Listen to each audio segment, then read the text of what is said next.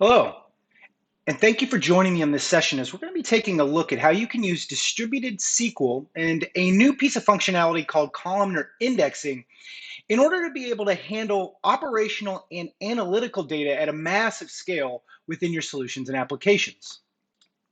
But before we jump into exactly what distributed SQL is, just a high-level look, and then ultimately to jump into a demonstration, we first need to get an idea of the scalability challenges that we've faced over the past 15 and 20 years, right?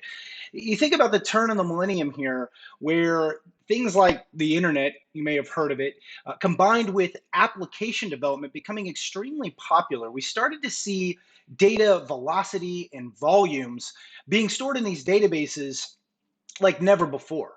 And this caused us really to hit something like a performance wall where we started to notice that we had decreased throughput and increased latency, and these really caused problems in order to be able to create really snappy or applications that fit users' expectations or really growing expectations at the time. And this combination of performance problems was also really, hindered us to have elasticity issues where not only did we need to scale up, right, the problem of scalability, but in order to save cost, we really needed to scale back down and create a pretty efficient solution of utilizing our resources or our hardware in order to store this information. Well, we first tried to solve the problem, of course, by throwing hardware at this issue, but obviously, that's not very cost effective, and it's pretty rigid design, right? You're not allowed to kind of scale back down just as easily. And so we started to look a little bit into, rather than scaling vertically, this idea of scaling horizontally. And concepts like sharding or being able to partition the data came up, and ultimately that just pushed the work from the database systems themselves into application code and created, again, a pretty rigid or complex and kind of flimsy design in order to solve that problem, right? Of utilizing something like horizontal scalability. And that really led to, in the 2010, 2012 time period, this idea of the NoSQL revolution, which was really cool, right? It took this idea of using new types of data models in order to be able to store and access data in order to solve problems like scalability. But unfortunately, as we've seen, it came at the cost of losing some of the really awesome features that we had grown to love within relational databases, like using transactions and having ACID compliance.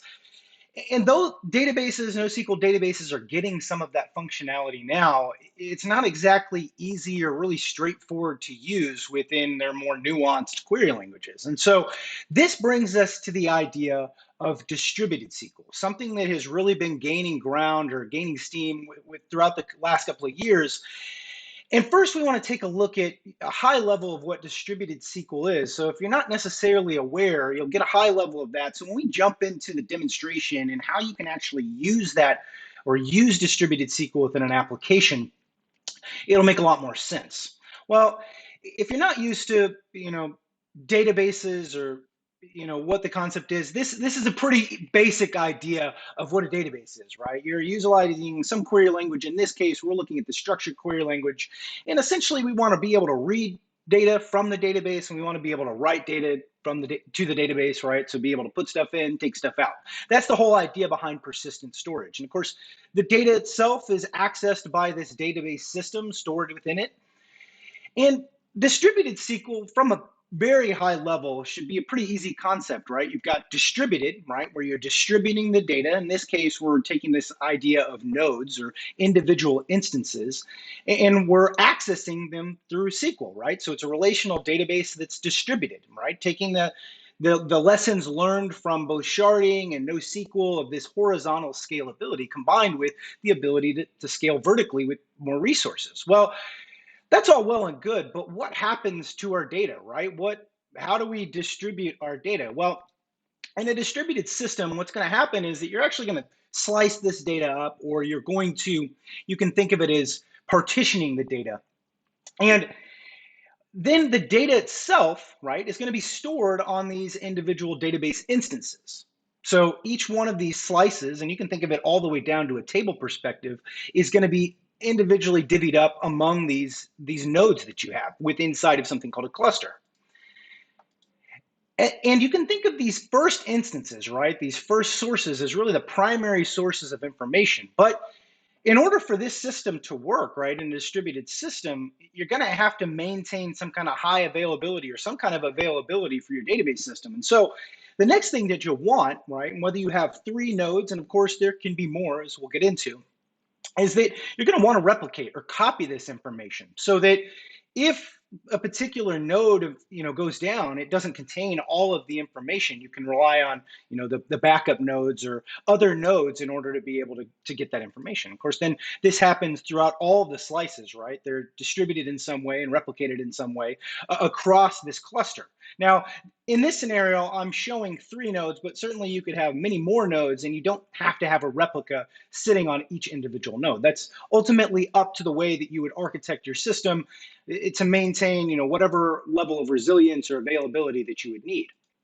Now, one of the key features of a distributed SQL solution is that you can read and write. You can essentially query any of the nodes. So you could connect with your application theoretically to any of these nodes and be able to insert or write or read data on demand. And this happens because the nodes underneath the hood have the ability to know what else is happening on all the other nodes. And this allows them to have this node to node communication between each other. So if you send an insert into node 3, for instance, and let's say for the sake of argument that the data that you want to be able to insert, it doesn't live there. Well, what it can do is it can actually pass that query. It's not passing data, it's passing the query to another node, and it can be able to go ahead and execute that on the node, and then subsequently the replicas are updated as well. And this is the case for complex operations where it can split, complex queries, and it can do all of these things asynchronously or in parallel as well. So it creates a pretty cool little system. And this is the entire idea from, again, a very high level of what fully distributed data is in a distributed SQL solution. Now, ultimately, what we need to know about this, or the takeaway here, is that we're trying to solve, well, one, the ultimate problem, which is scalability. And then beyond that, right, being able to solve, kind of an extension of scalability, which is an elasticity, where you can both add and remove nodes, right? So you're kind of saving costs, but you're also saving resources. You get this ability to have automatic failovers or automatic rebalancing, which creates extremely high resiliency in the case of failing over. So if you drop a node, you can essentially then be able to use other nodes to access the data, but also this ability to rebalance data. So if you add a node, it can evenly distribute this data so that it can be accessed accordingly. But all of this is really built on top of the idea that it's a relational database, and you get to take advantage of relational features like the structured query language, and ultimately being able to take advantage of ACID transactions or having this ability to maintain ACID compliance. But I'm a very pragmatic or practical learner. So I think it's best for us to actually jump into an example of using distributed SQL. And today I'm going to be showing you what MariaDB's distributed SQL solution, Xpand, has to offer, right? So we're going to be taking a look at how you can get into MariaDB Xpand, how you can set up a distributed SQL solution. And then we're going to take a look at how you actually can access it to be able to run queries, be able to connect an application. And then that's going to take us into something called columnar indexing, where we're actually going to be able to take a look at how you can analyze or look at real-time analysis of a massive data set and be able to run aggregation queries on OLTP or online transactional process data, right? So being able to look at row-based information, but in an analytical manner. So we're going to do this by taking a look, as I mentioned, at Xpand. So that is MariaDB's distributed SQL solution. And it's going to allow us to see how we can actually connect to MariaDB Xpand. Now, as I mentioned before, you can connect to each individual node, right? That's part of this shared nothing architecture where you have the ability to separate both the compute and the storage on individual instances that allow them to communicate with every individual node to do what you need to do. But we're going to be utilizing a database proxy so that we don't have to balance that load ourselves. So our application is actually going to hit first a database proxy called MaxScale, which is MariaDB's database proxy, which is then going to handle the load balancing, right? Kind of splitting up the reads and writes and the traffic among the nodes automatically. So we just have a single instance to hit. So we're just going to have the host address combined with the port number, some credentials, and we're going to hit a single entry point. And then we're going to be able to do all that we need to. But underneath the hood, Distributed SQL Xpand is going to handle everything for us. And more specifically, to make this even easier and abstract it away, what we're going to be taking a look at is MariaDB's Database as a Service SkySQL. And it's just a fully managed version of MariaDB in the cloud that's going to allow us to very easily spin up a database service instance and then connect to that using things like the host address and the port number. So let's go ahead and jump into what MariaDB SkySQL looks like first. So first and foremost, to get to MariaDB SkySQL, you just navigate to cloud.mariadb.com. And that's going to prompt you when you first come in to launch a service. Now, we're talking about distributed SQL today, but one of the really cool things about MariaDB is that it offers the ability to handle all kinds of workloads, right? Everything from your basic transactional or what you think of as your run-of-the-mill type of database for relational database. You can handle analytics using a columnar approach or a columnar storage format. Underneath the hood uses MariaDB's column storage engine. You have the ability to combine both row-based and column-based information to something called HTAP, which stands for Hybrid Transactional Analytical Processing. And then what we're going to be getting in today is looking at distributed SQL, which again is optimized for a maximum amount of elasticity and scalability for OLTP information, right? So this row-based information that is highly distributed so that you can handle data on a massive scale. So we're going to first start by taking a look at how you launch an instance. And pressing the launch button here, we can see that I'm first presented, of course, with the description of what distributed SQL is. And then I have the ability to start choosing some options in order to set up this database service instance in the cloud, right? So it's fully managed, and we're just going to be able to set that up. Now, here, what we're doing is that we can first by select a cloud provider, we can then select a region. So, depending on your requirements, you can select a locale that may be close to your application.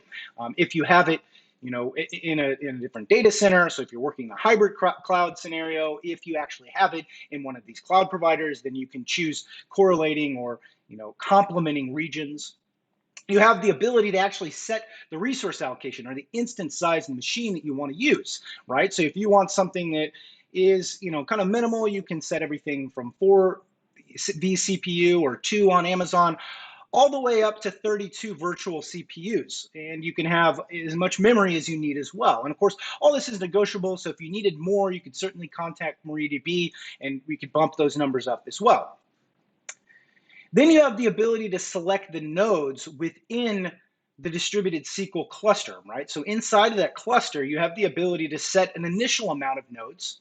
You can then enable max scale redundancy. So that's going to allow you to have not just one max scale instance, but multiple max scale instances. And that's in the case of how highly available you need your application or your solution to be. It will be dependent on whether or not you use something like a proxy redundancy. You can set the storage size, you can set the version of MariaDB Xpand, which again is that distributed SQL solution. And then you can set a name and you get a cost calculator here at the bottom. From there, you simply launch the service. After a few minutes, the service is launched, and then you're able to start connecting to it with your solutions and applications. But it takes a couple of minutes, so we're going to go ahead and jump into this Your Services part on the left-hand side. And we're going to take a look at an actual instance of MariaDB Xpand, so our distributed SQL solution, which I've named Distributed-1. And I've already created this instance, but what we're going to take a look at from here is the information, again, that's available inside of this page should look fairly familiar as it was just inside of the launch page, and it's a lot of the options, of course, that we've chosen in order to be able to launch a service, such as the cloud provider, the region, the size, storage, and the amount of nodes. Now, notice you can also click the scale button, and you have the ability to change the amount of nodes. So you can actually change the allocation of nodes within the cluster in order to be able to dynamically account for scalability, right? So you can then, it'll automatically then rebalance the information or the data within inside of those nodes to allow you to be able to handle more information, or you can scale down just depending on how elastic you need it to be. Now, from here, what we want to take in key in on is some of the information like qualified domain name and read write port. And this is going to allow us then to be able to connect to this database service instance in SkySQL. And that's important because we want to see from a development perspective just how easy it is for me to be able to create an application, right? How different is distributed SQL compared to something like a primary replica setup or run-of-the-mill relational database that I may be used to? And the answer is there's really no difference, and we're going to see that. Now, from there, you have the ability, of course, to add custom configuration and system variables that you need for your particular database instance. And then there's this whitelist IP address. And that's basically just adding either an individual IP or a range of IPs that have access to this service in the cloud. From there, in order to get the rest of the information you need, you just click the Show Credentials button, which is going to allow you then to gather the username, default username, and password. You can download something called a certificate authority chain file. And that's going to allow you then to be able to access. So it's going to tell the server from the client, hey, here's a certificate that I can access. It's just another form of security that you can use in order to access SkySQL. And then underneath that, you just have some prompts that tell you, well, you're going to need to add your IP to the whitelist.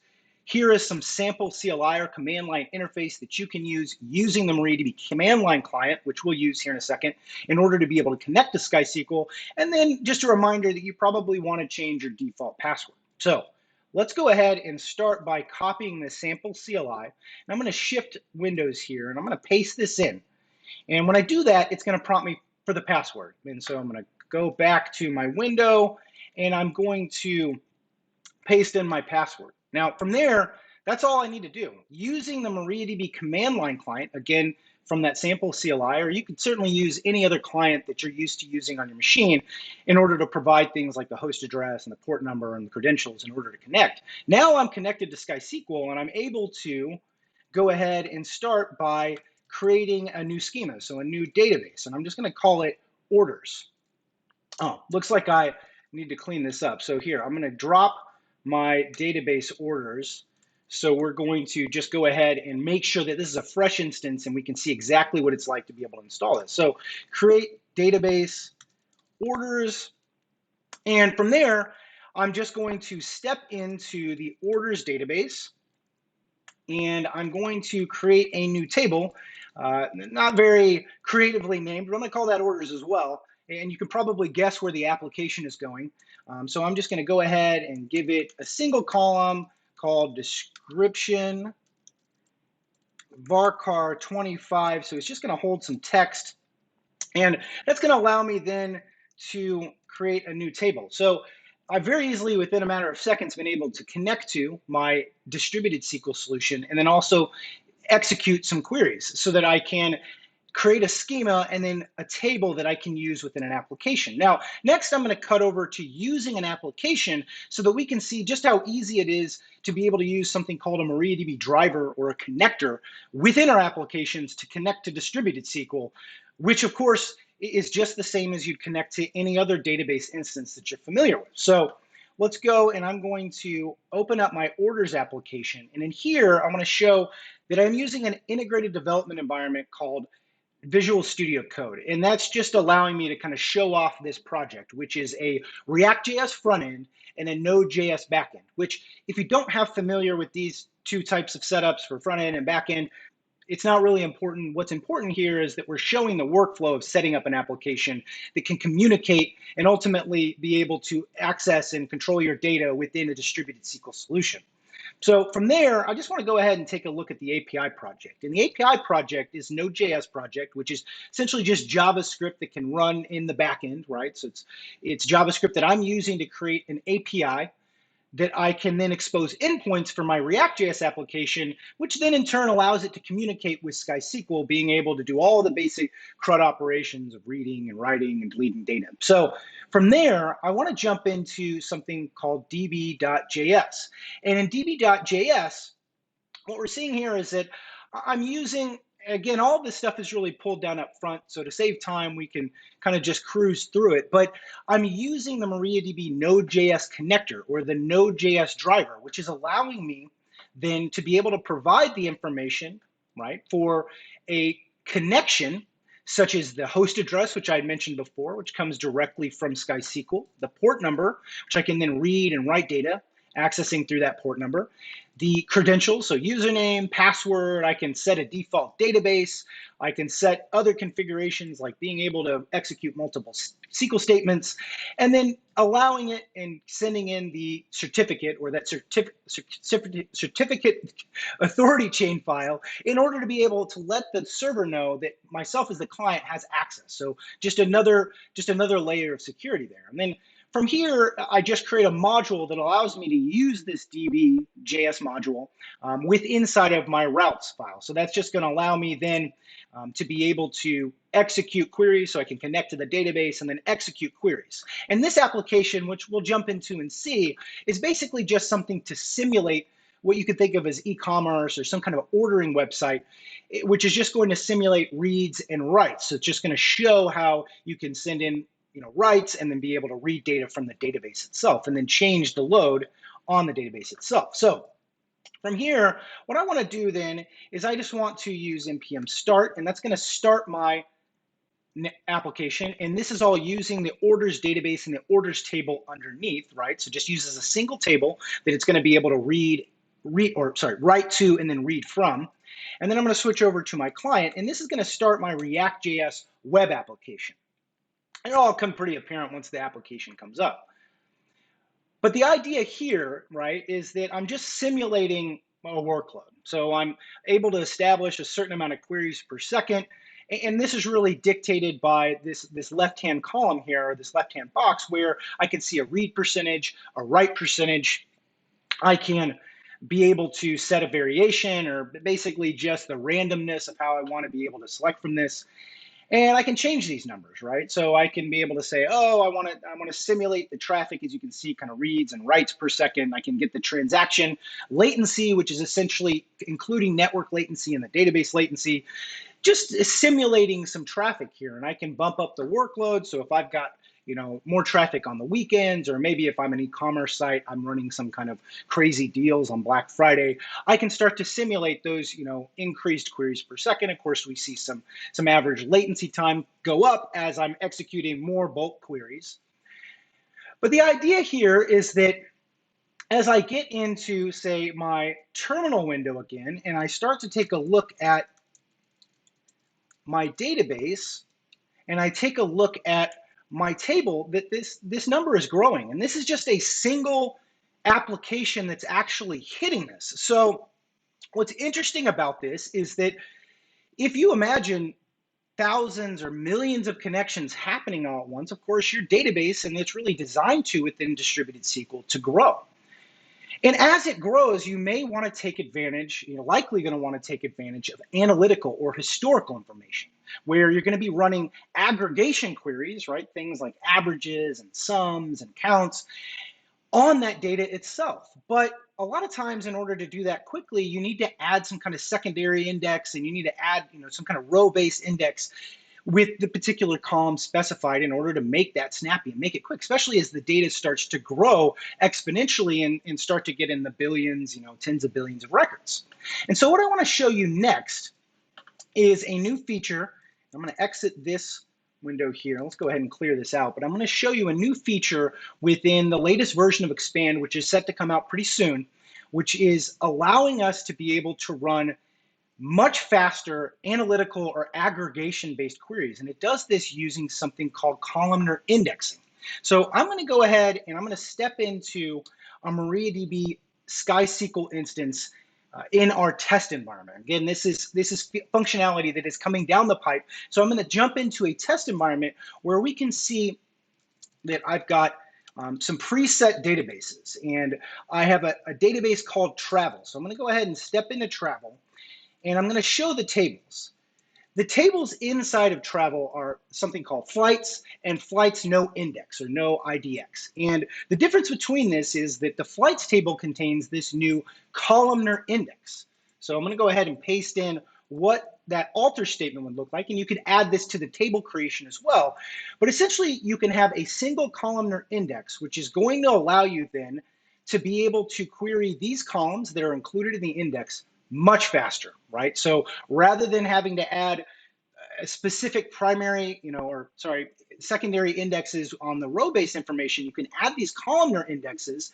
And anytime you use some kind of aggregation-based query, it's going to be much faster, which we're going to show. So I'm going to go ahead and, so that's the query itself. As you can see that you can add a columnar index. Now, we're going to go ahead and show first the select of these two different databases, or two different tables, sorry. So flights, no IDX, and we'll see that we've got 38 million, and this is kind of like a magic trick, right? Where we're showing that from both of these tables, I have the same amounts of data. So it's identical data, but you can already see that as I've done a count, that it's much faster, or significantly faster in the terms of a percentage than the original count that I did on flights no index. And that's because of, in part, due to the columnar index that I added. But it gets a lot better than that. So next, let's go ahead and take a look at the show create table, and I want to look at flights. I want to look at the actual data that's inside here. Now, this table is something that comes from the Bureau of Transportation. It's all the domestic flight information for the United States dating back to the 1980s. And so there's millions of records in here. And for this case, I have this subset of data, which is 38 million. Now, that's not a massive set, but it's enough to really show off what we want to with columnar indexing. So we can see that I've got a lot of data in here as far as when the flight took place, what carrier actually had the flight take place, where it started from, where it ended, any kind of delay information, cancellation information. So I'm going to go ahead and start by pasting in a command, just because for the sake of time and for me not necessarily fat fingering in something.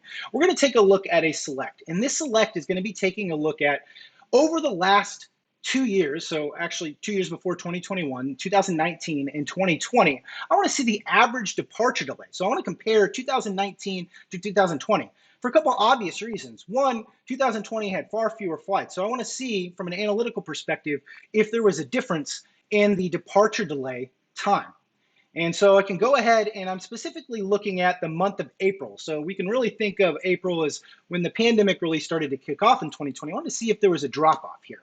Now I'm going to execute this query. And as we can see, it executes in 1.3, about 1.4 seconds. And we got the data. Of course, we had significantly less delay. It looks like we actually took off before, on average, the flight was supposed to be able to take off in 2020, which makes sense.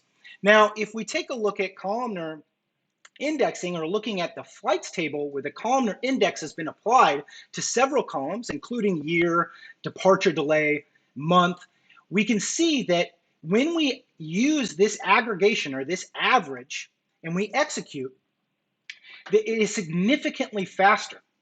And this is only going to become more and more apparent as the data grows. So you'll see more and more of a speed up depending on how much data is inside of the table itself. All right, well, that is the quick and dirty of how you can use distributed SQL to handle both OLTP and analytical information. From a performance perspective, we're seeing, really great performance as far as being able to write hundreds of thousands of writes per second. As you can see here within Node, under 10 milliseconds. We're also seeing tens of millions of reads that are happening within a second on this 128 node cluster under 5 milliseconds. And with columnar indexing, our preliminary benchmarking internally is showing that when you apply a columnar index on a table, you get 3x to 50x performance increases on aggregation queries. So if you would like to know more of how you can get started checking out MariaDB Xpand, you can go ahead and head to the website and check out the 45-day free trial. You can certainly check out more information on the product itself and even jump into the enterprise documentation where you can dive more into the details. Also today, I use MariaDB SkySQL, which is MariaDB's database in the cloud. And if you want to go ahead and get started with that, you can go to mariadb.com/skyview and get started with a $500 free credit. With that, I would like to say thank you very much for attending this session, and happy coding.